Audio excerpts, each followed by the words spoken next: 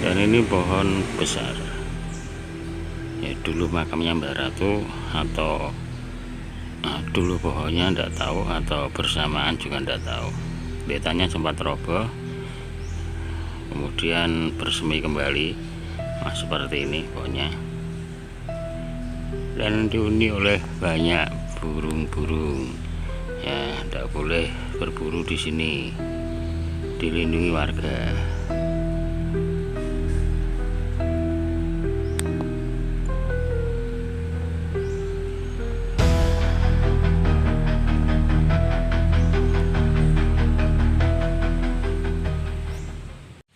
Dan dulu ada orang yang nyepi di sini, kemudian dia lari keluar dari sini. Nah, padahal sudah tidur beberapa hari di makam sini.